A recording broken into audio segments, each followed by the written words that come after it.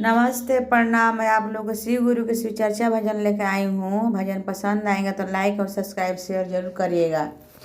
फागुन का महीना चढ़ाए वाला बा, गौरा जी कहतरी भोला जी से, ए भोला जी आई भांग धतूर कैसे पीस के पियावे कहतरी अपना भोला जी के। सुनी लो।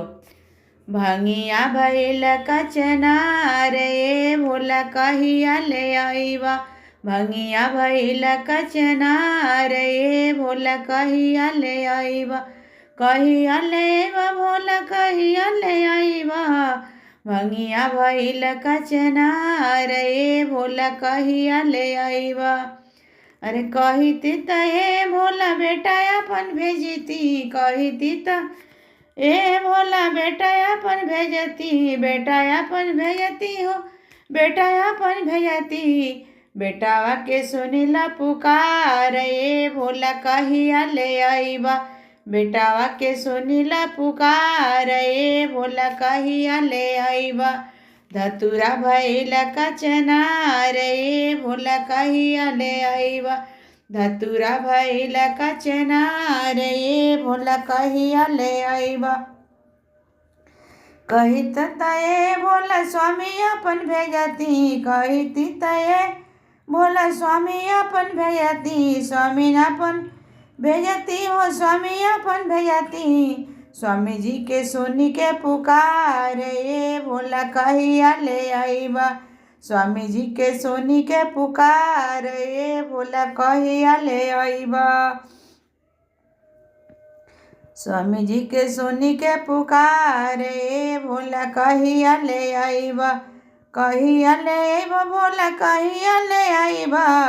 स्वामी जी के सुनी के पुकार ए भोला कहिया ले आईबा। भंगिया भइल कचनार ए भोला कहिया ले आईबा। कनैल भइल कचनार ए भोला कहिया ले आईबा। धतूरा भइल कचनार ए भोला कहिया ले आईबा। कहिती त हम गुरु भैया लोग के भेजती। कहिती त हम गुरु बहना लोग के भेजती। गुरु भैया लोग के सुनी के पुकार ए भोला कहिया ले आईबा।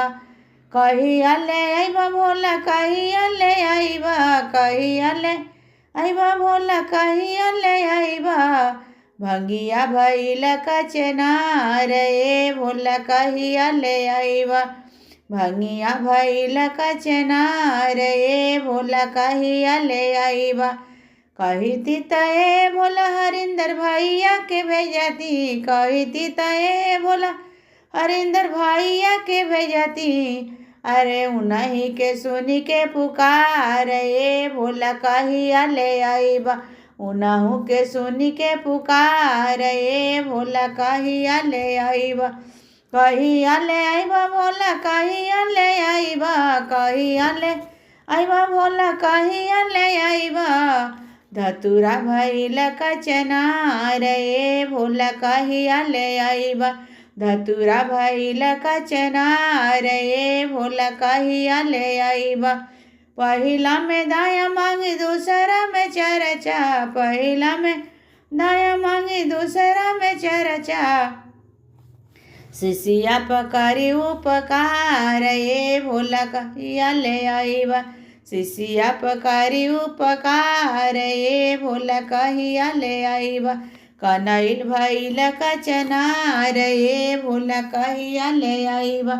धतूरा भइल कचनार ए भोला कहिया ले आईबा।